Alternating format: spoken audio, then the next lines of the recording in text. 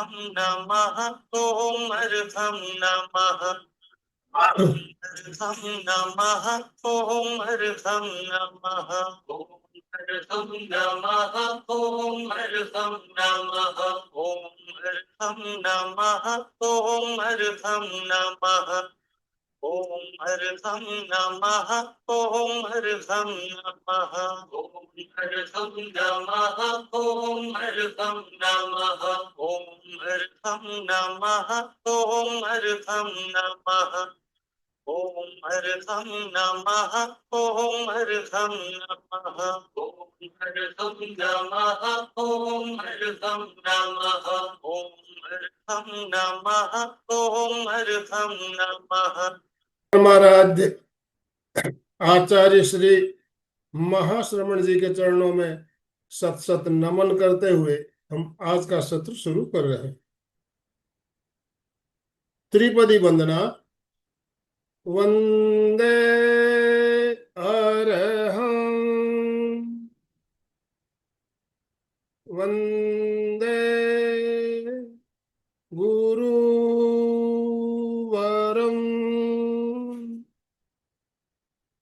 वंदे सत्यम। सभी साधक साधिकाओं को जय जिनेन्द्र, सुप्रभात। ओम अरहम ओम अरहम। बंधुओं और बहनों, आज हमारा मार्गदर्शन करने के लिए जयपुर राजस्थान से डॉक्टर कुणाल जैन जी हमारे साथ जुड़े हैं, हमारा मार्गदर्शन करने के लिए। और आज का जो विषय, जो टॉपिक रखा गया है,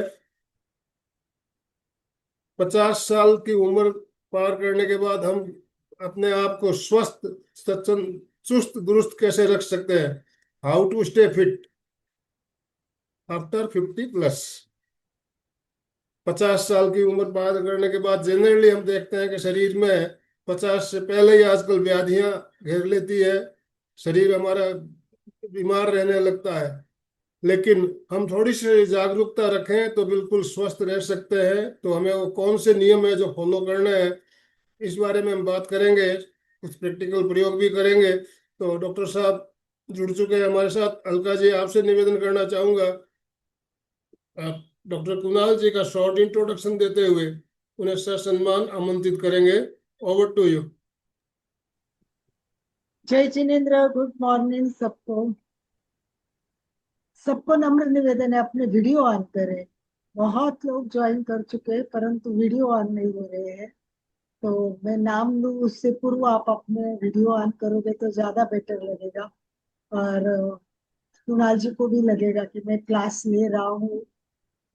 एक स्माइली फेस वाले, बहुत क्यूरियस बैठे हुए सामने लोगों की क्लास ले रहा हूँ, वरना उनको लगेगा कि मैं एक ब्लैक बोर्ड की क्लास ले रहा हूँ। ऐसा तो नहीं होना चाहिए। तो अवनी, जतन, Rita, Sangeeta, Pushpa, please, Suman, Sudha, Kusal, Narendra, please please video on करेंगे तो दैट विल बी गुड।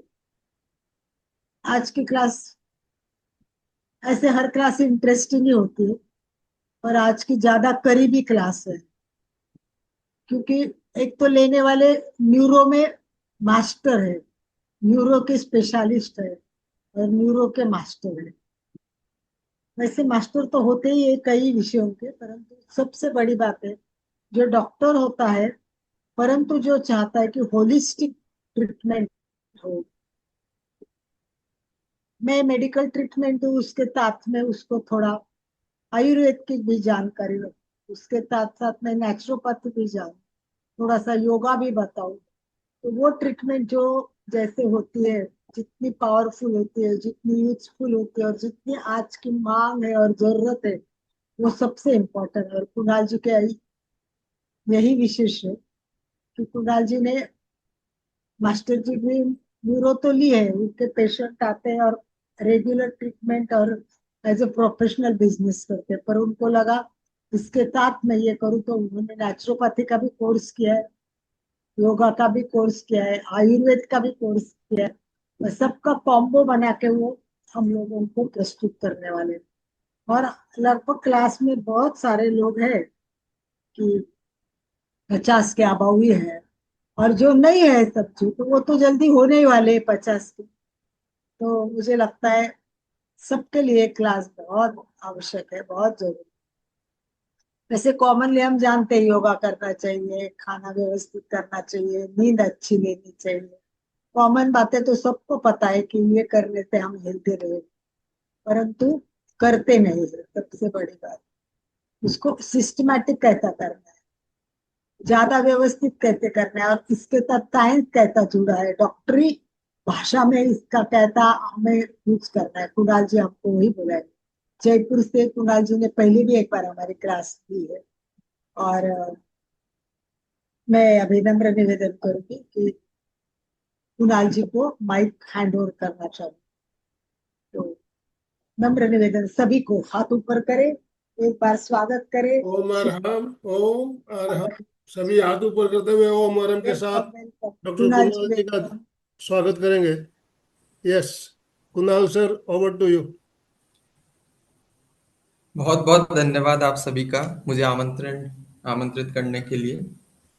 सभी लोग हाथ जोड़ लीजिए, गुरुवर को वंदन करते हुए हम आज की कक्षा को प्रारंभ करेंगे। मंगल सम्यक दर्शनम, मंगल सम्यक ज्ञान, मंगल सम्यक आचरण, मंगल मोक्ष निदान, भव भव हो कल्याण, भव से हो भगवान। मंगल हो, मंगल हो, मंगल हो। सुप्रभात आप सभी को। ओम अरहम। आज का जो हमारा सेशन है, जो हमारी क्लास है, उसका विषय आप सभी से जुड़ता हुआ है, how to stay fit at 50+। 50 की उम्र के बाद अपने शरीर को कैसे ओजस्वित बना के रखें, कैसे ऊर्जावान बना के रखें, जिससे हम रोग मुक्त रह सकें। मैं बात कर रहा था कि हर घर में आज एक उम्र के बाद, मूलतः 50 वर्ष की उम्र के बाद, हर घर में व्यक्ति डायबिटीज, हाइपरटेंशन, कोलेस्ट्रॉल, घुटनों में दर्द, कमर में दर्द, इन जैसी तकलीफों से सभी लोग परेशान हैं। और इसका बहुत हद तक कारण हमारी चर्या ही है, जिसको अंग्रेजी में लाइफस्टाइल डिसऑर्डर्स के नाम से जाना जाता है। अगर आपकी लाइफस्टाइल सही नहीं है, अगर आपकी चर्या सही नहीं है, तो आप इन तकलीफों से आप रोगग्रस्त रहते हैं। जिसलिए आज का मेरा विषय मैंने जो चुना है वो है फिट एट 50+, कि 50 वर्ष की उम्र के बाद जब आप फाइनेंशियली स्टेबल है, जब आप अपने घर परिवार में अपने बच्चों की शादियां करके फ्री हो रहे हैं, अब आप सिर्फ आपका जो जीवन का लक्ष्य है वो है आप अपने आप को स्वस्थ रखें, जिससे आप धर्म की मार्ग पर आगे अपने आप को अग्रसर करके रख सके। तो फिट कैसे रहें, ये एक बहुत बड़ा विषय होता है। आप सभी ने अमिताभ बच्चन जी को देखा होगा। He is around 88 year old, 85 88 की उम्र के अराउंड वो व्यक्ति चल रहे हैं। आप देखिए वो कितने फिट हैं आज भी। आज भी कौन बनेगा करोड़पति की क्लास लेते हैं, आज भी वो मूवीज करते हैं, आज भी वो इतने एडवर्टीजमेंट शूट करते हैं।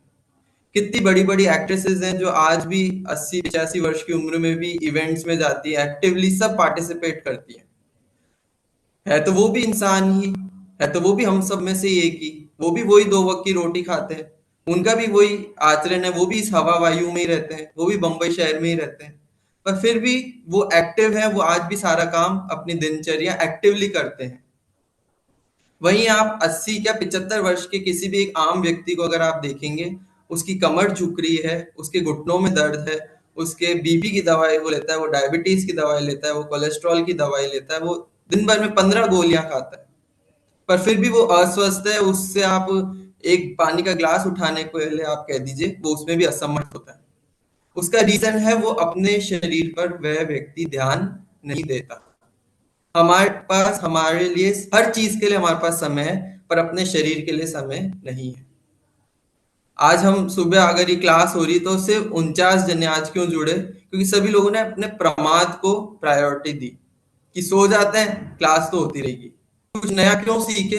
विश्राम करते हैं, प्रमाद करते हैं। अगर आप अपने शरीर के लिए सजग नहीं होंगे तो शरीर आपको सजग बना देगा, आपको पीड़ित करेगा, आपको दंड देगा, और दंड देगा, कभी बीपी बढ़ा देगा, कभी कोलेस्ट्रॉल बढ़ा देगा। तो जरूरी है अपने शरीर पर ध्यान देने के लिए। मैं एक बहुत छोटा सा प्रश्न आप सभी से पूछना चाहूंगा कि कितने लोग हैं जो नियमित किसी ना किसी तरह की दवा रोज खाते हैं, चाहे बीपी, चाहे शुगर, चाहे कोलेस्ट्रॉल। प्लीज अपना हैंड रेस करें। आज का जो हमारी क्लास है देखिए बहुत इंटरेक्टिव होना, मैं चाहता हूँ इंटरेक्टिव हो, जिससे आप कुछ लर्निंग लेके जाए। मैं कोई यहाँ भाषण देने के लिए नहीं आया हूँ।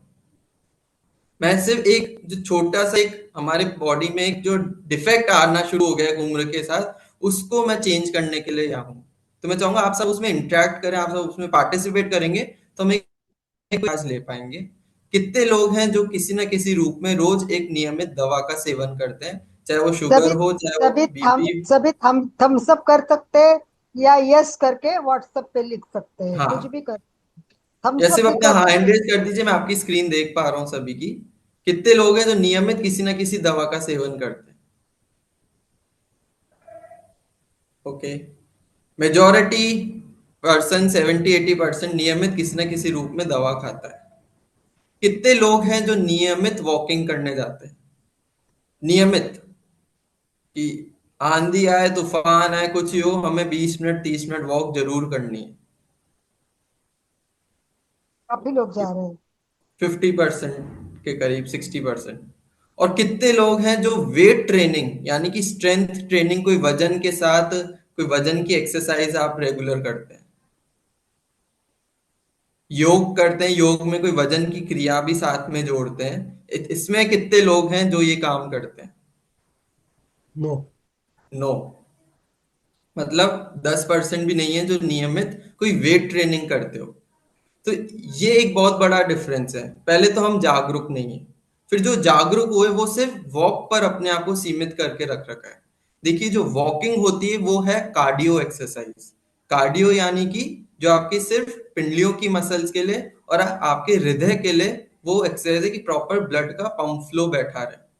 पर एक उम्र के बाद हम सबकी मांसपेशियां शिथिल होना शुरू हो जाती है। अकॉर्डिंग टू साइंस, हर डेकेड यानी कि हर 10 साल में 5 से 7% हमारी मांसपेशियां कमजोर होना शुरू हो जाती है, जो 50 वर्ष की उम्र के बाद और अधिक कमजोर होना शुरू हो जाती है। हम सबका ये वाला जो मांस है ये लटकना शुरू हो जाता है, चेहरे पर झुर्रियां आना शुरू हो जाती है, पेट फूलना शुरू हो जाता है, सबके कंधों में, कमर में मांसपेशियां सिकुड़ना शुरू हो जाती है, जिसके कारण frozen shoulder, lower back pain, cervical pain, घुटनों में दर्द, ये एक आम बात हो जाती है। और इसी से जुड़ा हुआ है हमारा डायबिटीज। डायबिटीज का क्या कारण है कि हम सब जो ग्लूकोज खाते हैं, हम सब जो कार्बोहाइड्रेट कंज्यूम करते हैं, वो ग्लूकोज हमारे ब्लड में घूमता है, और वो अधिक ग्लूकोज हमारे मांसपेशियों में जाके एब्जॉर्ब होता है। मान लीजिए ये मेरी एक मांसपेशी है, ये मेरे हाथ का एक मांसपेशी बाइसेप्स, जिसको 20 ml ग्लूकोज वो एब्जॉर्ब करती है। अगर उसकी कैपेसिटी एक उम्र में इतनी है तो 20 ml इजीली एब्जॉर्ब कर लेगी, पर उम्र बढ़ते बढ़ते उसका साइज जो है वो कमजोर होना शुरू हो जाता है, वो सिकुड़ना शुरू हो जाता है। जहां उसकी कैपेसिटी 20 ml ग्लूकोज एब्जॉर्ब करने की थी, अब वो 10 ml ही एब्जॉर्ब कर रही है। तो बचा हुआ 10 ml कहाँ जाएगा? वो आपके ब्लड में घूमता रहेगा। फिर वो ग्लूकोज आपके ट्राइसेप मसल पे गया, वहां पूछा कि भैया आपको जरूरत है ग्लूकोज की एक्स्ट्रा की? बोले नहीं, पहले का है वही, ये शरीर खपाता नहीं है, ये दिन भर बैठा रहता है, एक ज्यादा हिलता डुलता नहीं है, वो ग्लूकोज भी मेरा यहाँ पड़ा है। फिर वो आपके और शरीर के मांसपेशियों में जाता है। सबकी कैपेसिटी एक उम्र के अनुसार धीरे धीरे कम होने लग जाती है, और वो ग्लूकोज आपके ब्लड में घूमता रहता है।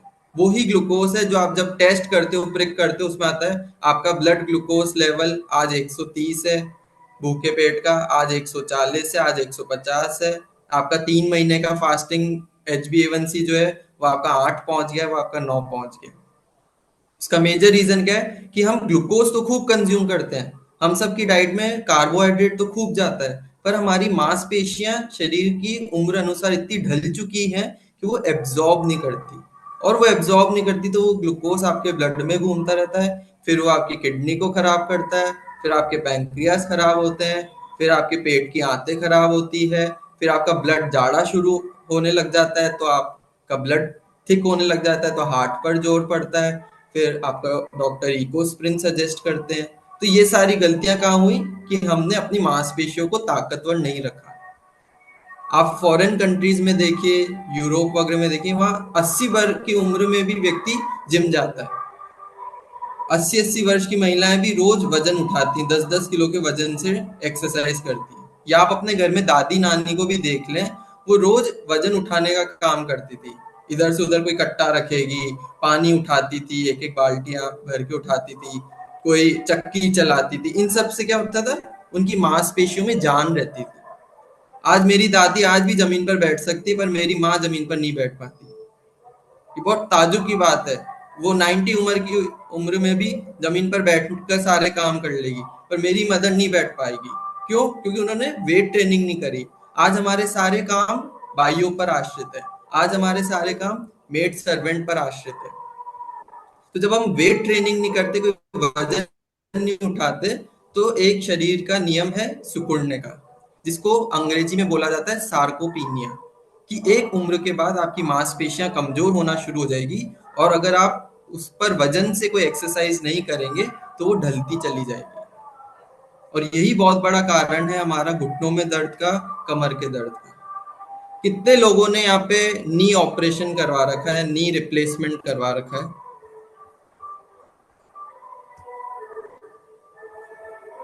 आप में से कितने जनों ने नी रिप्लेसमेंट करवा रखा है, या घुटनों की समस्या रहती है, घुटनों में दर्द रहता है, घुटनों में कोई तकलीफ रहती है, सीढ़ियां चढ़ने उतरने में तकलीफ रहती है? अराउंड 60 में से 15-18 जनों को तो तकलीफ है ही है। तो आप अगर आप ये विचार करें कि आज हमारे पास कितना अच्छा न्यूट्रिशन है, कितना हम दूध दही छाछ खाते हैं, हम आजकल कितने सप्लीमेंट्स अवेलेबल हैं, फिर भी हमारे घुटनों में दर्द है। उसका रीजन क्या है कि ये मेरा घुटना है और इसके इर्द गिर्द जो मांसपेशियां हैं वो कमजोर हो गई। वो कमजोर होने से दोनों हमारा जो जॉइंट है वो धीरे धीरे नजदीक आना शुरू हो गया, और वो जब वो रगड़ खाता है तो वो एक आवाज करता है, वो हमें सीढ़ी चढ़ने उतरने में तकलीफ देता है। इसलिए मेरा आप सभी से निवेदन है, स्ट्रेंथ ट्रेनिंग यानी कि वजन की क्रियाएं करना शुरू कर दीजिए, अगर आप मधुमेह, उच्च रक्तचाप, कोलेस्ट्रॉल से अपने आप को बचाना चाहते हैं। ये बात हुई स्ट्रेंथ ट्रेनिंग की। अब आता है कार्बोहाइड्रेट और प्रोटीन की बात। हम सब मेजरली हमारे डाइट में 80% कार्बोहाइड्रेट डाइट लेते हैं, 10% हम लोग फैट्स खाते हैं, और बचे हुए 10% हम लोग प्रोटीन खाते हैं। सभी वेजिटेरियन सोर्सेज में प्रोटीन की मात्रा पहले ही बहुत कम होती है, ऊपर से हम लोग प्रोटीन खाना और कम कर देते हैं। छोले, राजमा, चना, इन सब से प्रोटीन मिलता है, पर इन सब से हमारे को गैस्ट्रिक ट्रबल होती है, पेट में व्याधि हो जाती है। छेना हम हफ्ते में एक दिन, पनीर हफ्ते में एक दिन खाते हैं। दूध पीते ही पेट में भारीपन होता है, इसलिए दूध पीना कम कर देते हैं। श्रीखंड मीठा होता है, इसलिए हम वो नहीं खाते। स्प्राउट्स रोज खा खा के बोर हो जाते हैं, इसलिए स्प्राउट्स नहीं खाते। मूंगफली खाते हैं तो पेट फूल जाता है, इसलिए मूंगफली नहीं खाते। तो प्रोटीन के सोर्स हम लोग क्या खाते हैं, आप कोई बताएगा? हम अपने रूटीन में प्रोटीन के नाम पे दाल खाते हैं, तो दाल से लोग कहते हैं हमारे जॉइंट्स पे पेन हो जाता है, यूरिक एसिड बढ़ने लग जाता है, तो हम लोग दाल नहीं खाते। तो क्या प्रोटीन का सोर्स खाते हैं? फिर हम कुछ भी नहीं खाते, हम सिंपल सब्जी रोटी खा लेते हैं, कोई बेसन की सब्जियां खा लेते हैं, जिनसे हमारा प्रोटीन फुलफिल हो जाता है, या हमें ऐसा लगता है फुलफिल हो जाता है, पर वो होता नहीं है। प्रोटीन का एक फॉर्मूला होता है 0.8 इंटू योर बॉडी वेट। जो 50 वर्ष की उम्र के ऊपर है उनको 0.8 इंटू उनका बॉडी वेट तक मल्टीप्लाई करके उतना प्रोटीन खाना चाहिए, और जो मेरी उम्र के व्यक्ति हैं उनको 1 या 1.2 ग्राम इंटू बॉडी वेट। जैसे मैं 70 किलो का हूं और इंटू 1 भी करूं, तो रोज मुझे कम से कम 70 से 80 ग्राम प्रोटीन नियमित खाना चाहिए। पर हमारी अगर आप डाइट में कैलकुलेट करेंगे तो हम मेजरली 20 से 30 ग्राम तक प्रोटीन ही खा पाते हैं। तो प्रोटीन पर सभी लोग को बहुत फोकस करके कंज्यूम करना चाहिए, तो मैं बेसिक सा डाइट चार्ट बता रहा हूँ, अगर आप लिख रहे हैं, पेन पेपर है, तो आप वो पॉइंट्स लिख लीजिए कि इतना प्रोटीन आपको आपकी डाइट में मिल जाएगा। सबसे पहले अपने दिन की शुरुआत में मैं एक जनरलाइज बता रहा हूँ, फिर जिनको शुगर की तकलीफ है उनको वापस बताऊंगा। पहले जनरलाइज लिख लीजिए, जिनकी हम अपने दिन की शुरुआत में 7 किशमिश, 3 बादाम, 7 किशमिश, 3 बादाम, 1 अखरोट और 1 काली मिर्च, ये रात को पानी में भिगो दें और सुबह उठते ही इसको खाकर इसके ऊपर कोई भी गर्म चाय, दूध, उकाली का सेवन करेंगे। कितनी? 7 किशमिश, 3 बादाम, 1 अखरोट और 1 काली मिर्च। काली मिर्च बहुत अच्छी चीज होती है हमारी आंखों के लिए। ब्लड में जितना एसिड घूम रहा है उसको नलीफाई, उसको कम करने के लिए काली मिर्च बहुत अच्छी चीज होती है, भीगी हुई। रात को इन सबको एक साथ भिगो दीजिए और सुबह वो आप खाकर गर्म चाय, दूध का सेवन करेंगे, पहली चीज। दूसरा, जब आप नाश्ते, ये तो आपका अर्ली मॉर्निंग का टाइम हो गया, फिर मॉर्निंग में आप अंकुरित मूंग, चना और सोयाबीन, इसका रेशियो होगा, मूंग 1 है तो चना 1/4 है और सोयाबीन 1/8 है, 1/8वां हिस्सा। इनको भी रात में आप भिगो दे गर्म पानी में, एटलीस्ट 20 आवर्स, 20 घंटे तक भिगो के रखना चाहिए। फिर चाहे तो उसको अंकुरित बना ले, कोई अंकुरित नहीं बनाए तो सिर्फ एक बार स्टीम कर ले, उकाल ले, एक बार कुकर में कर ले, और फिर उसमें आप चाट मसाला, अपनी टमाटर, खीरा, मिर्ची वगैरह डाल के, और वो आप सुबह नाश्ते में उसका सेवन करें। कभी ये कर सकते हैं, कभी मूंग का चीला, मूंगलेट जो बनते हैं मूंग का चीला, आप वो कंज्यूम कर सकते हो। फिर आपका दिन में लंच हो गया, लंच में आप अपना दही और बाकी आपके जो भी आपके घर में लंबी सब्जी, सूखी सब्जी बनती है वो आप खाएं। साथ में जौ चने की रोटी जरूर खानी चाहिए, क्योंकि जौ और चना आपके किडनी को फिल्टर करने में मदद करता है। जिसके भी स्टोन हो रहा हो, शुगर बढ़ी हुई हो, उन सब के लिए जौ चना बहुत अच्छी चीज होती है, जौ चने का आटा। किसी के भी यूरिक एसिड बढ़ रहा हो, जॉइंट्स में पेन रहता हो, पेट में आम रहते ही हो, पेट में भारीपन रहता हो, डाइजेशन पावर वीक हो, अगर वो नियमित जौ चने की रोटी खाएंगे तो उनको ये तकलीफ कम होगी। तो जौ चने का बराबर की मात्रा में आटा पिसवा के उसकी एक रोटी जरूर खानी चाहिए। साथ में आप कोई और रागी वगैरह की या गेहूं की रोटी वो खाइए। फिर 3 बजे से गर्मी गर्मी जौ का सत्तू, चने का सत्तू जरूर पीना चाहिए। सत्तू पाउडर मिलता है मार्केट में, चाहो तो उसका मीठा बना सकते हो थोड़ा सा बूरा वगैरह डाल के, या फिर नमक, जीरा, काली मिर्च डाल के आप सत्तू जरूर पीजिए। सत्तू से बहुत अच्छा पेट को भी ठंडक मिलती है और प्रोटीन जाता है आपकी डाइट में। कभी आप रोस्टेड चने, खील मुरमुरे शाम को खा के उसके ऊपर भी चाय पी सकते हो।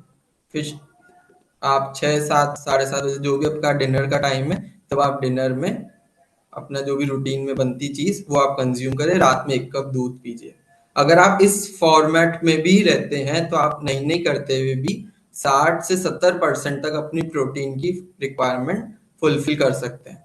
अब जो बड़ी उम्र के हैं वो साथ में इसमें छेना उनके आप जोड़ दीजिए, कभी पनीर जोड़ दीजिए, कभी श्रीखंड जोड़ दीजिए, तो इससे भी उनको प्रोटीन की मात्रा उनके शरीर में पहुंच जाएगी। पहली चीज ये हुई प्रोटीन की बात। अब 50 वर्ष की उम्र के बाद जरूर मेटाबॉलिज्म वीक होने लग जाता है, हमारा पेट कमजोर होने लग जाता है, जिसके कारण सभी के शरीर में B12, D3 की मात्रा एब्जॉर्ब होना कम हो जाती है। तो B12, D3 को अगर आपको अपने शरीर में संतुलित रखना है, B12, D3 की मात्रा को बढ़ा के रखना है, तो जो भी मैंने डाइट चार्ट की बात करी वो आप फॉलो करें। साथ में एक लाल रंग की और नीले रंग की बॉटल्स आती हैं, आपने देखो रंग बिरंगी जो कांच की बॉटल्स आती हैं, उसमें लाल रंग की और नीले रंग की ये 2 बॉटल्स आप कांच की खरीद लीजिए। उसमें आप पानी भर के 12 घंटे धूप में, यानी कि सुबह आप रख दीजिए, शाम के 5-6 बजे तक धूप में, ऐसा 3 दिन, फिर वापस छांव में रख लो, फिर अगले दिन, ऐसा 3 दिन आप इस पानी को धूप में रखें और फिर नियमित रोज उसमें से उस पानी को छान के रोज एक ग्लास, एक दिन लाल वाले में से, एक दिन नीले वाले में से, एक दिन लाल वाले में से, एक दिन नीले वाले में से आप वो पानी का सेवन करना शुरू करें। ये सेवन करने से आपका पेट धीरे धीरे आप महसूस करेंगे कि पेट में आव छटना शुरू होगी, पेट में ताकत आना शुरू होगी, पहली चीज। और दूसरी, रोज धनिया और सौंफ इसकी चाय पीना शुरू कर दीजिए। आधी चम्मच सौंफ और आधी चम्मच धनिया पाउडर, आखा धनिया जो होता है, उसको गर्म पानी में उबाल लो और ढक के रख दो। जब पीने लायक हो छान लो, और वो ग्रीन टी जरूर कभी भी, चाहे रात में चाहे सुबह भूखे पेट, कभी भी इस ग्रीन टी का सेवन करें। ये आपके पेट में जो अधिक आव बन रही है, अधिक पित्त बन रहा है, पेट में सूजन है, उन सभी का ये शमन करेगा। यहाँ तक की बात में कोई प्रश्न हो, कोई जी। बात पूछने की हो, कोई बात समझ नहीं आई हो, पहले कुणाल आप सर, अगर लाल और नीली बोतल अगर नहीं मिलती है तो सफेद बोतल में लाल नीले रंग का जिलेटिन लगा के रख सकते हैं क्या?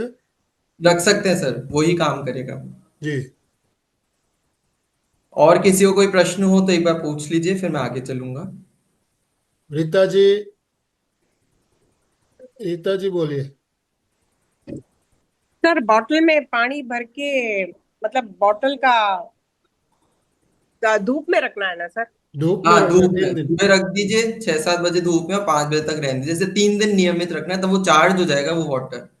फिर वो उसे पैक रखो, उस पर कॉर्क होता है, वो सील पैक रखो उसको, और रोज उसमें से 1 कप निकाल के नियमित सेवन करो। धूप में रखेंगे तो खुला रखना है ना किसी? नहीं नहीं नहीं, लिड रखा के रखो, ढक के रखो, वो एब्जॉर्ब करेगा, वो कांच का एब्जॉर्प्शन होएगा। अच्छा अशोक अच्छा जी। अच्छा अच्छा। सर आपने जैसे काढ़े का बताया, धनिया और सौंफ का, तो क्या वैसा कर सकते हैं? धनिया सौंफ और अजवाइन को सेक कर उसका पाउडर बना दो और हर खाने के बाद में लेवे तो भी असर करेगा? अजवाइन नहीं साहब, अजवाइन की मैं अभी आपको सलाह नहीं दूंगा। अभी की जो मौसम है गर्मी, उसमें अजवाइन अभी आपको लाभ नहीं करेगा। अभी सिर्फ धनिया और सौंफ का ही प्रयोग करना है। तो वो खाने के बाद में फाकी बना के खाने पी के बाद लेवे? उसको अपने जैसे मुखवास बनाते हैं, आप वैसे भी खा सकते हो, नहीं तो ग्रीन टी भी पी सकते हो। और एक पूछना था, जैसे प्रोटीन है तो वो क्या बड़ी एज के अंदर अपने प्रोटीन का अब्जॉर्ब हो जाएगा, पाचन हो जाएगा ज्यादा जिस होगा तो? मैंने जो सर अभी रेशियो बताया उसके अनुसार, अब जैसे बड़ी उम्र के व्यक्ति हैं तो उनको आप धीरे धीरे शुरू करें, वो जितना पचा पा रहे हैं। पर आपकी उम्र में आप इतनी जो मैंने डाइट बताई वो आप ले सकते हैं, कोई दिक्कत नहीं। सर अब प्रोटीन देखिए, प्रोटीन पाउडर ले सकते हैं क्या? मिलता है? प्रोटीन पाउडर ले सकते हैं मैम, पर आपको उसके लिए अगर आप वॉक वगैरह करते हैं, थोड़े व्यायाम के साथ हैं, तो ही आप शुरू करें, क्योंकि अदरवाइज वो ब्लोट करता है, पेट फुलाता है, अगर एक साथ इतना हम प्रोटीन कंज्यूम करते हैं तो। उस बात का आपको ध्यान रखने की जरूरत है। चंदा जी। ओम आराम सर, जय जिनेन्द्र, बहुत अच्छी बातें बता रहे हैं आप। पर जैसे कि आपने बोला कि वजन उठाना, तो वजन उठाने से कई बार कमर में दर्द वगैरह होने का, हाथ में दर्द होने का डर रहता है, तो फिर का हमें जब एज वाले होते हैं तो उनको क्या उठाना चाहिए? 70+ वालों को उठाना चाहिए इतना वजन?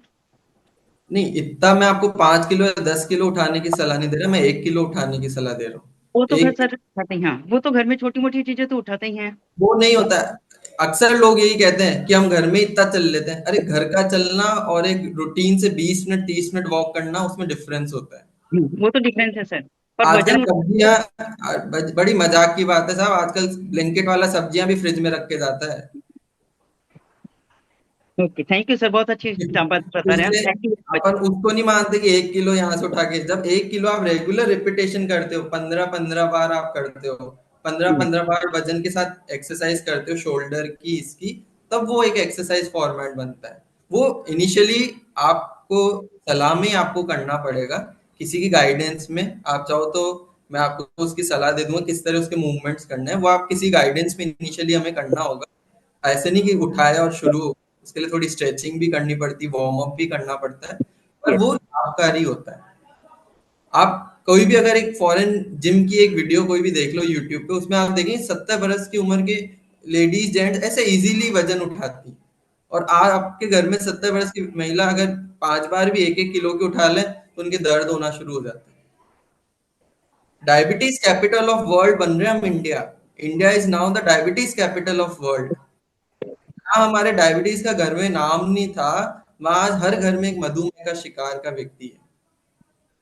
कौन से सर इतना चीनी खा ली हमने, कौन से इतनी मिठाइयां खा ली, मिठाई से, शुगर से, इनसे हमारा संबंध नहीं है। आप अपने पूर्वजों को देखिए, आज अपने दादाजी वगैरह, वो मिश्री मावा रोज रात में अखाड़ा जाके और पाव पाव भर मिश्री मावा खाते थे। Yes yes. आज आप एक मिश्री मावा खा लो, आपके 4 दिन आपको पेट में भूख नहीं लगी। तो हम अपनी चर्या पर अगर हमें काम नहीं करेंगे तो हम कोप अप जी, नहीं कर सकते। प्रीति गांधी जी, प्रीति जी बोलिए। हाँ हाँ, जय जिनेन्द्र। एंड डॉक्टर, मेरे को ये पूछना था, पानी का बात थोड़ा मेरे को कंफ्यूजन हुआ। आप बोल रहे 3 ही दिन पीना है क्या वो? नहीं मैम, वो एक बार बना 3 दिन में तैयार चार्ज हो जाएगा, फिर वो 1 लीटर की बोतल आपकी रोज 1 कप, मतलब 200 ml आप रोज पी रही हो मान लो, 5 दिन में एक बोतल पूरी हो जाएगी। टाइमिंग खत्म होने लगे फिर दूसरी बोतल को आप चार्ज होने रख दीजिए। तो मतलब तीसरे दिन से दूसरी बॉटल्स चार्ज करने को रखनी पड़ेगी ना? तो 3 दिन 3 3 दिन लगते का हैं। साइकिल होगा, बराबर है ना? जी और जी। वो दिन में एक ही बार 1 कप सुबह पी लेना है? सफिशिएंट है, once a day 1 cup normal room temperature. उसको क्योंकि जरूर ये उसको बहुत, फ्रिज व्रिज में मत रख देना, उस बोतल को एक ड्राई नहीं, कूल प्लेस पे रहने देना बस। हाँ, ये फर्स्ट टाइम सुना मैंने, इसलिए मेरे को कंफ्यूजन हुआ। कोई बात और आप डायबिटीज के लिए बोलने वाले थे ना, दूसरी चर्या, नहीं। हाँ डाइट वो मैं चार्ट? बता, तो यहाँ तक की डाइट की बात हमने की। अब जो मधुमेह के पेशेंट्स है, जो डायबिटीज के पेशेंट है, उसमें वो किशमिश एलिमिनेट कर देंगे, किशमिश नहीं खाएंगे, पहली अच्छा। चीज। दूसरा, बाकी सारी चीजें वो कंज्यूम कर सकते हैं कि रसगुल्ला वगैरह छेना खाएं तो वो फीका खाएं, बस इतनी सी बात का ध्यान रखना है। बाकी वो भी इसी डाइट को फॉलो रखें। पर डायबिटीज वाले पेशेंट को जरूर खाना खाने के बाद 10 मिनट टहलना चाहिए। खाना और खाते ही तुरंत बैठना नहीं चाहिए। हमारे यहाँ डॉक्टर्स लोग बोलते हैं दूध नहीं, दूध और दूध प्रोडक्ट्स पी लेना नहीं है डायबिटीज वालों ने। तो ये तो फिर पनीर और ये कैसे हो सकता है? नहीं मैम, इतना प्रोटीन लेने में कोई दिक्कत नहीं है, अच्छा, पर ले सकते। डायबिटीज को वो ग्लूकोज इंटॉलरेंस हो जाता है दूध के प्रोडक्ट से, इसलिए ना बोलते हैं। ऑलरेडी इंटॉलरेंस आपकी शरीर में इंसुलिन इंटॉलरेंस हुई, इसीलिए तो आपको डायबिटीज हुई है। अब अगर आप प्रोटीन नहीं लेंगे डाइट में तो शुगर और स्पाइक अप होती है। ओके। अगर आप ध्यान से, अगर कोई भी व्यक्ति अपना डाइट चार्ट बनाएगा, आप देखना रोटी सब्जी सब में मिनरल्स हैं, विटामिन हैं और कार्बोहाइड्रेट है। प्रोटीन की मात्रा बहुत कम है हम लोग की डाइट में, और प्रोटीन नहीं है डाइट में वेजिटेरियन में, इसीलिए मांसपेशियां सिकुड़ रही है। अगर आप सब अपनी मांसपेशियां देखोगे, सब देखो कैसे लटक रही है, एक स्ट्रेंथ नहीं है शरीर में, वो मांस नहीं है। आप महसूस करो। आप एक जंगा की अगर मैं बात करूं अपने थाई मसल्स की, तो थाई मसल्स आप इजीली देखना, इजीली पकड़ में आएगी, जबकि सबसे बल्की मसल होती है हमारे शरीर की। अगर थाई मसल्स में जान नहीं होती, इसलिए घुटनों में दर्द होता है। घुटनों में दर्द होने का रीजन ये है कि ये जो थाई मसल्स है ये हमारा फैल गई, ये लटक गई। ये लटकने से घुटने जो ये आपस में नीचे वाली और ऊपर वाली हड्डी दोनों नजदीक आना शुरू हो गई। ये नजदीक आने से ही रगड़ता है। कोई भी दरवाजा है, अगर आप उसको कई दिन मत खोलो, फिर एक दिन जब ठंडी हवा चल रही है आप वो दरवाजा खोलो, वो आवाज करेगा, करता है। फिर अपन उसमें क्या करते हैं, ऑयल डाल देते हैं, उसके दरवाजे में ऑयल डाल देते हैं, तो फिर वो स्मूथ हो जाता है। सिमिलरली हमारा जॉइंट है, इसको आप कई दिन यूज मत करो, और एक दिन आपको जमीन पे बैठने का, कोई सत्संग में गए हो जमीन पे बैठना पड़ जाए, आपके उसी दिन शाम को घुटनों में सूजन आ जाएगी, दर्द हो जाएगा। फिर हम उस पर सेक करते हैं। मैं कहता हूँ नौबती क्यों आए। अगर आप नियमित व्यायाम करोगे, नियमित सिटअप्स करोगे, नियमित उठक बैठक लगाओगे, आपके घुटने खराब ही नहीं होंगे। ये एक बहुत गलत कल्चर बना हुआ है कि 50 की उम्र हो गई अब जमीन पे बैठना बंद कर दो, 50 की उम्र हो गई अब आप सिर्फ चेयर पे बैठेंगे, आप मुड्डी पे भी नहीं बैठ सकते। आज सभी मंदिरों के क्या हाल है, कोई भी व्यक्ति जमीन पे नहीं बैठता, सब कुर्सियों पे यूं बैठ के और अपनी माला फेरते हैं। हम हर जगह आराम हमने ढूंढ लिया, और आराम ढूंढने से हम सबके घुटने खराब हो रहे हैं। नी ऑपरेशन पिछले 10 साल में 100 गुना ज्यादा होना शुरू हो गए। 100 गुना किसे कहते हैं, 100 टाइम्स। ये ट्रेंड आ गया, ट्रेंड। नी ऑपरेशन नहीं हो मतलब तुम इस सोसाइटी में रहने लायक व्यक्ति नहीं हो, ये हो गया आजकल। मैं कहता हूँ अगर आप नियमित आज 25 साल 30 साल की उम्र से आप रोज 10 बार उठक बैठक करा लो, आपकी 80 बरस की उम्र तक भी आपके घुटने का ऑपरेशन नहीं होगा। यूरोप में किसी के भी घुटने का ऑपरेशन नहीं होता, वहां सब हिप का रिप्लेसमेंट ज्यादा होता है, आप गूगल करके देख लीजिएगा। नी का ऑपरेशन सबसे ज्यादा ट्रेंड में एशिया की कंट्रीज में होता है, और यूरोप में होता है हिप का, क्योंकि वहां लोग हिप जॉइंट को ज्यादा यूज करते हैं। वहां बड़ी बड़ी उम्र के लोग फुटबॉल खेलते हैं। पर हमारे यहाँ फुटबॉल तो क्या, हम लोग सीधे चल भी नहीं पाते एक उम्र के बाद। मेरे को मतलब बड़ी पीड़ा होती है जब मैं व्यक्तियों को देखता हूँ कि इतने अच्छे समर्थ व्यक्ति भी जब ये इन चक्करों में फंस जाता है और फिर वो उलझता है, वहां बहुत दुख होता है। तो उसके लिए सिर्फ जी 3 बातें, मैं इसलिए ज्यादा नहीं खींचूंगा। सिर्फ प्रोटीन की डाइट अपनी मात्रा में आप संतुलित कर लीजिए, स्ट्रेंथ ट्रेनिंग पर आप फोकस कर लीजिए, और नियमित अपने शरीर को 45 मिनट देना शुरू कर दीजिए। जहां आप 10 दवाइयां खा रहे हो, नहीं आपकी साल भर में 2 दवाइयों पे आ जाओ, तो मेरा चैलेंज है। सिर्फ साल भर आप अपने शरीर को नियमित कर दो, रेगुलर बना लो, आप अपने आप को 90% ठीक कर लेंगे। ये सारी प्रॉब्लम्स लाइफस्टाइल प्रॉब्लम है, ये हमारी चर्या की गलतियां हैं और कोई गलती नहीं है। डॉक्टर साहब, कुछ और एक बार अगर आप इस साइकिल में चैट एंटर हो। बॉक्स में भी कुछ सवाल आ रहे हैं मेरे ख्याल से। हाँ, ऐसा पूछ रहे हैं, चना कौन सा है, काला चना है या सफेद चना, कौन ये सा चना लेना? चना चना छोटे वाले काला जो चना, चने देसी आते हैं ना, चना, मूंगड़े जिनको कहा जाता है, छिलके वाले जो चने होते हैं वो देसी चना की बात कर रहे हैं ना? देसी चने। रीता जी, मधु जी अरोड़ा।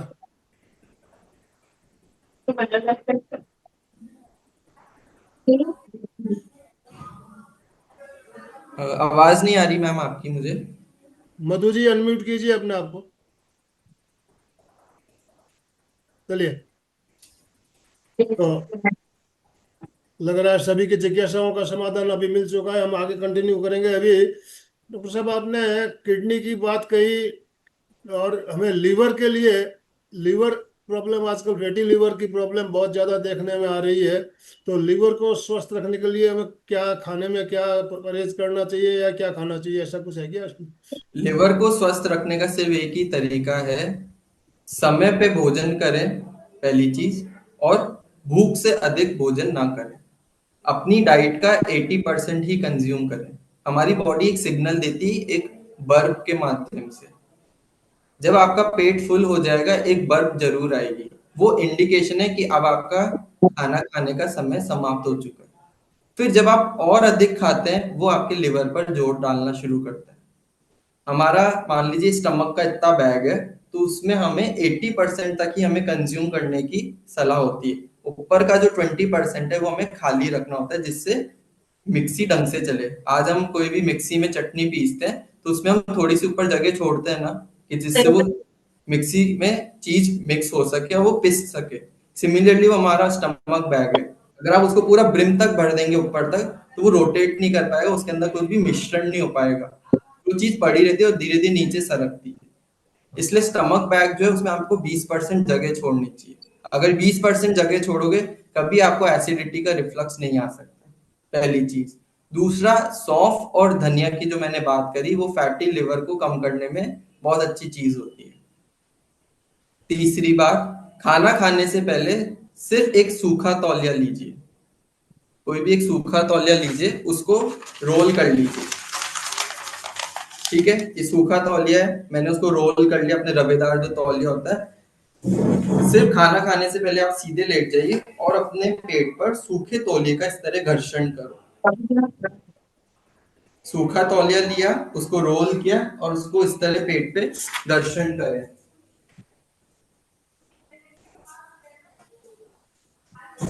इसको रोल करके और सिर्फ इस तरह पेट पर सूखा घर्षण करने से आपके पेट की जितनी भी लेयर्स हैं, वो एक सामान्य स्तर पर आना शुरू हो जाएगी।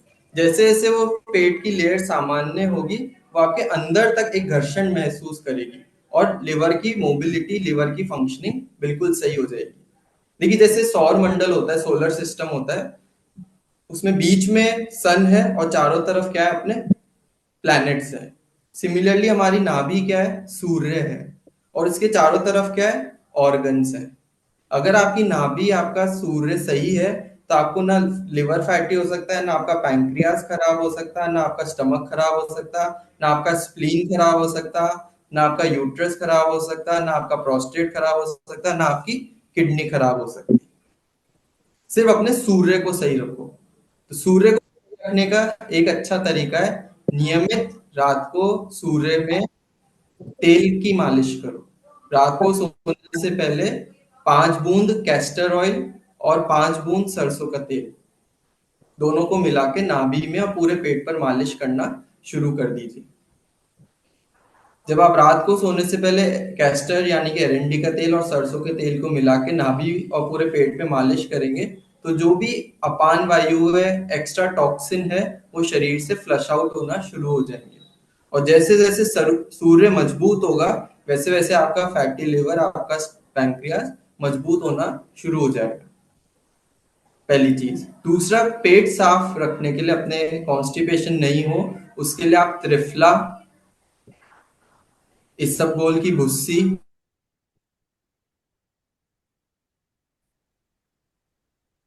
आंवला, इन सब का आप नियमित सेवन करें। ये सब आपके कॉन्स्टिपेशन को, एक्स्ट्रा आंव को सही रखने में मदद देते हैं। जिस भी व्यक्ति को आंव रहती हो, कॉन्स्टिपेशन रहता हो, वो नियमित अपनी डाइट में ऐसी कोई चीज कंज्यूम करे। जैसे गुलकंद है, वो बहुत अच्छी चीज होती है आपके पेट को साफ करने के लिए। तो जिनको डायबिटीज नहीं हो वो गुलकंद का सेवन करें। जिनका भी पेट साफ नहीं रहता हो, बहुत से आयुर्वेदिक चूर्ण आते हैं, आप हफ्ते में 2 दिन 3 दिन जरूर उस चूर्ण का सेवन करें, वो आपके पेट को साफ करने में मदद करेगा। पेट साफ रहेगा तो आधी बीमारियां तो ऐसे ही ठीक रहेगी जी, और फैटी लिवर बहुत ही भी बढ़िया नहीं बढ़ सकता। जानकारी, बहुत सुंदर जानकारी। कुछ प्राणायाम जो हम करते हैं, भस्त्रिका का प्राणायाम जिसमें पेट अंदर बाहर किया जाता है, या और भी पेट अंदर बाहर करने की बहुत सी क्रियाएं की जाती है, तो उनका अभ्यास भी आप नियमित हमें करते रहना चाहिए। अलका जी, सर आपका नंबर दे दीजिए ना। हाँ, वो तो भी शेयर कर देंगे। तो एक बात हुई हमारी फैटी लिवर को सही रखने की। अब मैं 3 व्यायाम आप सभी को सिखा रहा हूँ, पहले हम उससे शुरुआत करेंगे। मैं चाहूंगा आप सभी लोग अपना पेन पेपर रख के, अगर खड़े हो सकते हैं तो खड़े हो जाइए। सिर्फ 3 व्यायाम आप मेरे साथ आज शुरुआत करें जो आपको जरूर अपनी डाइट में रखना है। ठीक है, सभी लोग खड़े हो जाइए अपनी स्पेस पे।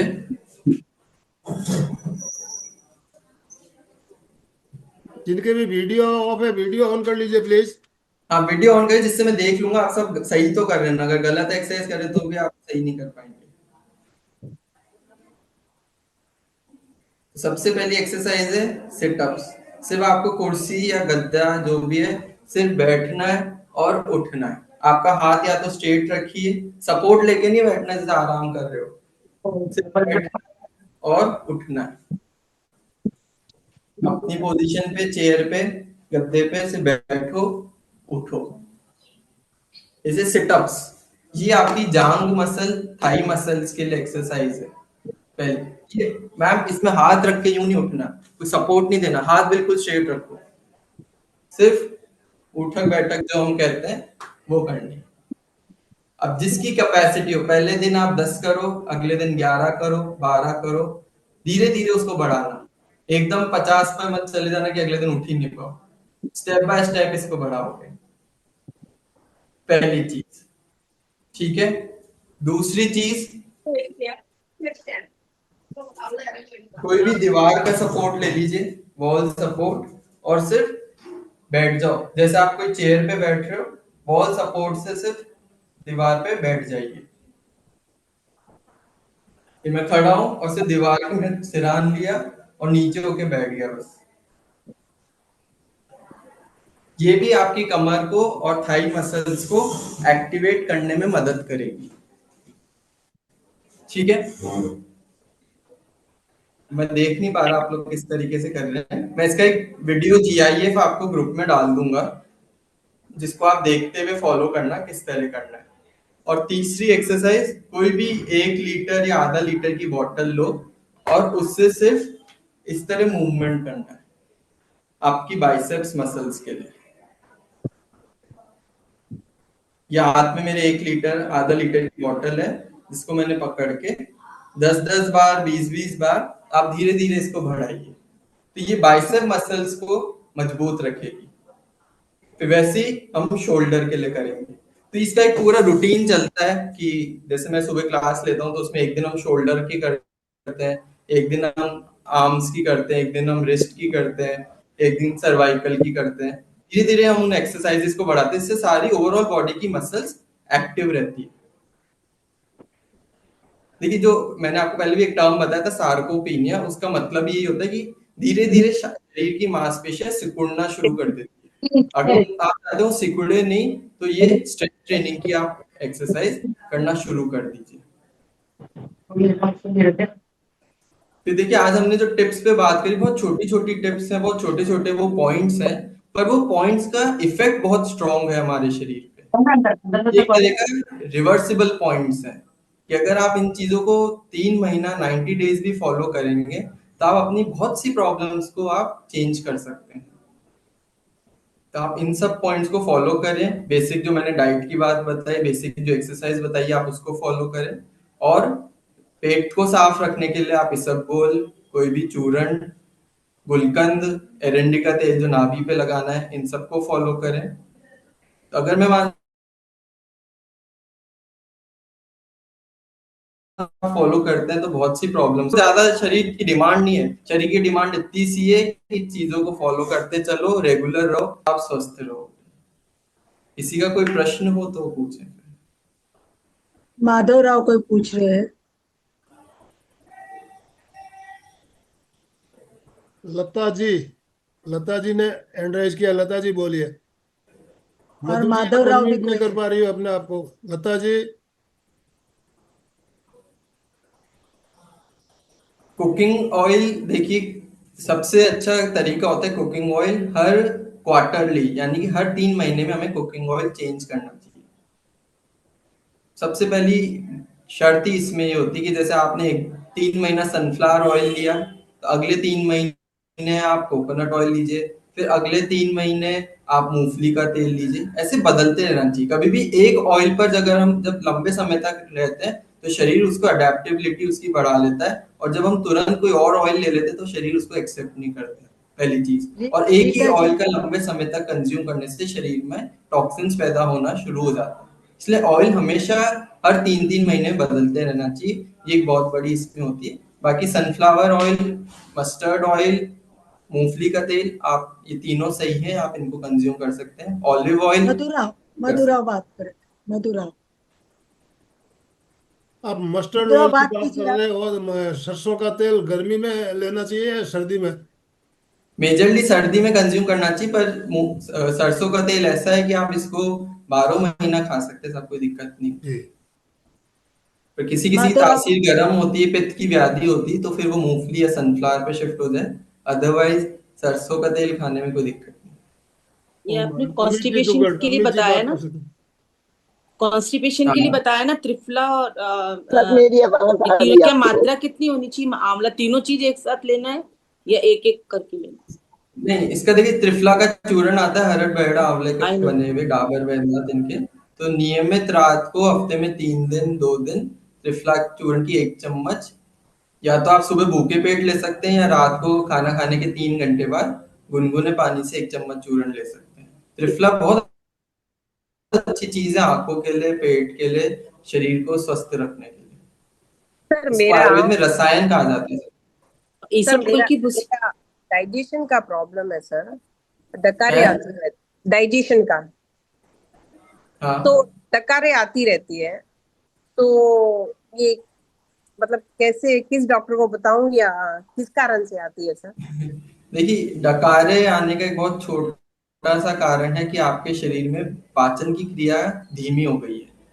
जब पाचन तंत्र कमजोर हो जाता है और कोई चीज किसी जगह ज्यादा देर तक ठहरती, तो फिर वो वायु बनाती है, और फिर वो बर्फ के थ्रू या फाट के थ्रू वायु निकलती है। किसी किसी को वायु नहीं निकलती तो सिर में भारीपन करती है, हाथ पांव में दर्द जकड़न महसूस कराती है।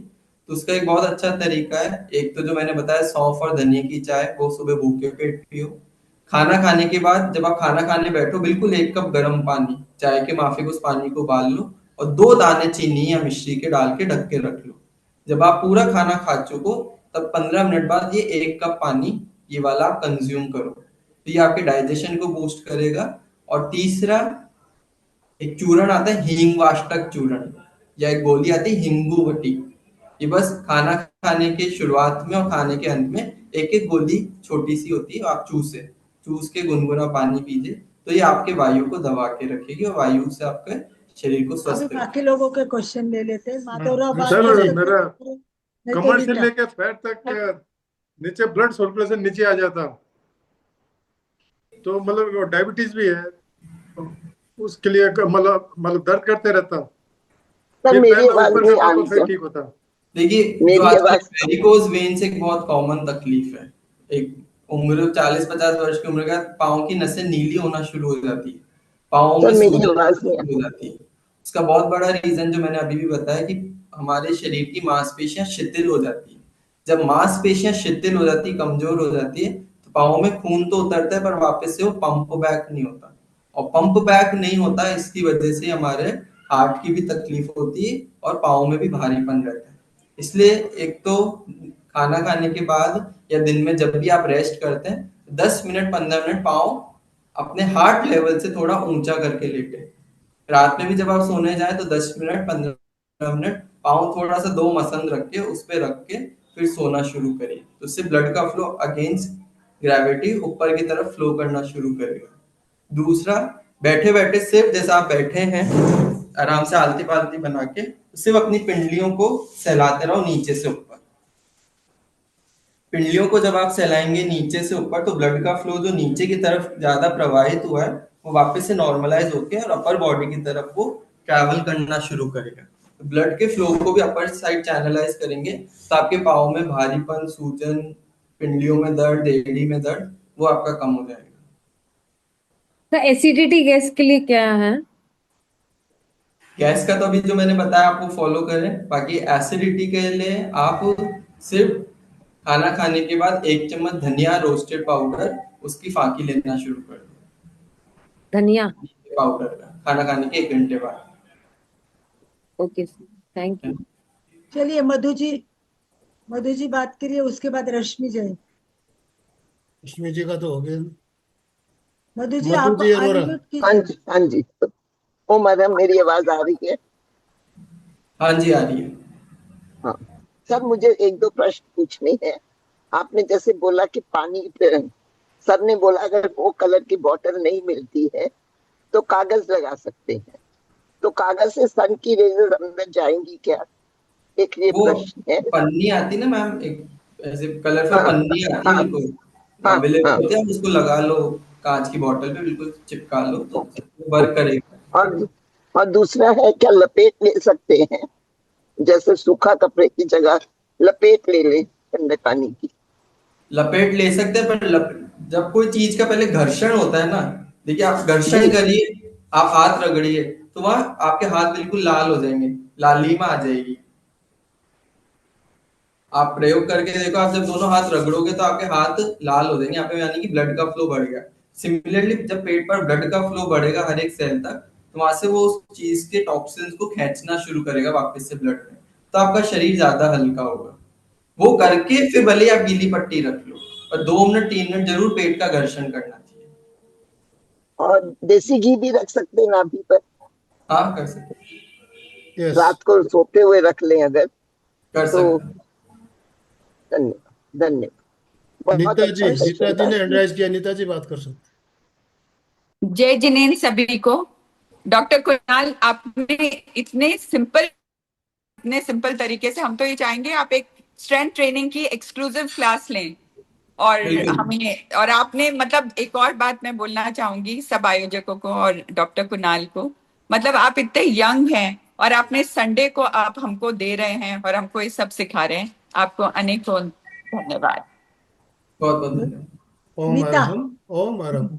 रश्मि जी। रश्मि जी का हो गया। देखिए, स्वास्थ्य का विषय इतना बड़ा विषय है, क्योंकि हर व्यक्ति की अपनी जिज्ञासाएं जरूर होंगी, तो मैं मेरा नंबर इस ग्रुप पे फ्लोट कर देता हूँ, आप मेरे को व्हाट्सएप कर सकते हैं आपकी जो भी क्वेरी हो, तो मेरा प्रयास रहेगा आप सभी के प्रश्नों का मैं समाधान कर सकूं। पर जी। बहुत अच्छा लगा मुझे कि आप सब लोग जुड़े, आप लोग सजग हैं अपने शरीर को लेके, अपनी तकलीफों को लेके। अगर आप उन सब के प्रति जागरूक रहेंगे, उनको खत्म करने के लिए पहल आगे बढ़ाते हैं, तो जो हमारे आयोजकों का भी जो उद्देश्य है एमपी के फिटनेस क्लासेस का। राजीव जी ने हैंड राइज किया हुआ है, राजीव जी और अर्चना जी। पहले राजीव जी अनम्यूट कीजिए अपने आप को। राजीव जी। जी जय जिनेन्द्र। सर जी, ये ब्लू बॉटल और रेड बॉटल का कोई ऑल्टरनेटिव है क्या? क्योंकि बॉम्बे जैसे शहर में ये करना थोड़ा प्रैक्टिकल डिफिकल्टी है। मतलब जहाँ भी लाइट आ रही हो सर, सनलाइट तो आती है। तो सनलाइट आती है लेकिन 2 घंटे 3 घंटे आती है, फिर नहीं आती है कोई बात क्योंकि नहीं, यहाँ पे। जितना अवेलेबिलिटी है, मैं नहीं कहता आप पूरे सुबह से शाम रखो, जितनी देर भी अवेलेबिलिटी उतनी देर रख दें। 3 दिन की जगह आप 5 दिन रखें पहले उसको, फिर प्रयोग में ले। जी जी।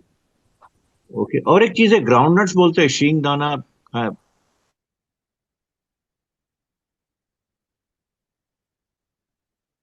आपकी आवाज पूरी क्लियर नहीं आ रही राजीव जी। उसमें प्रोटीन ज्यादा होते हैं, लड्डू विशिष्ट तो वायु प्रोटीन बनाते होता थे, है, या तो तो वो उसके कैसे साथ हल्का सा खाएं? 2 टुकड़े गुड़ जी के साथ में अगर खाएंगे तो उसकी वायु का शमन होगा, या फिर मूंगफली खा के फिर आप गर्म पानी पियेंगे तो उसकी वायु का शमन हो जाएगा। ओके, थैंक यू सर, बहुत ही अच्छा सेशन। अर्चना जी, अर्चना जी, लास्ट क्वेश्चन नमस्कार। देते हैं अभी। हाँ, नमस्कार अर्चना सर। जी, मुझे एक प्रश्न पूछना था। रात को खर्राटे आते हैं तो क्या करना चाहिए? खर्राटे खर्राटे आते हैं, एक तो सोने से 1 घंटा पहले पानी पीना बंद कर दीजिए। पानी पी के तुरंत सोने की तकलीफ से खर्राटे आते हैं, पहली थैंक यू बात। वेरी दूसरा, मच। बहुत सीधा कभी मत सोइए, लेफ्ट साइड टर्न करके सोएंगे तो आपको खर्राटे नहीं आएंगे। अगर आप पहले इन 2 बात को फॉलो करें, अगर फिर भी लगे तो आप मेरे से बात करिएगा, मैं कोई दवा या औषधि आपको बता दूँ। Thank you sir, very good. Thank you. चलिए समापन की ओर, अभी 1 मिनट बाकी है। कोई पूछना है तो एक last question. Yes Alka ji, vote of thanks आप करवाइए। बहुत ही सुंदर कुणाल जी, सिंपल भाषा में छोटे छोटे सब बातें कवर किया। आहार कवर किया, योग कवर कर लिया आपने, और छोटी छोटी टिप्स भी बहुत अच्छी दी। तो बहुत सुंदर क्लास रही आपकी। और आज काफी दिनों के बाद आप आए, और आपको पता है एमपी के और कल्याणम में कोई आता है तो परिवार का ही एक बन जाता है। तो आप हमेशा हमारे साथ जुड़े रहे। आपके नए नए सेशन, नए नए आइडिया के साथ यहाँ प्रस्तुति लोगों को नया ज्ञान देते रहिए, क्योंकि अभी बहुत अच्छी डिमांड चल रही है और हमारे चैनल पे काफी अच्छे लोग भी जुड़ रहे हैं। तो आप लोगों को मार्गदर्शन मिलेगा तो लोगों को बहुत फायदा हो जाएगा।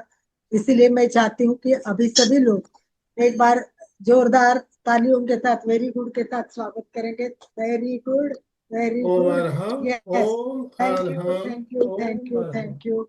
बहुत अच्छा।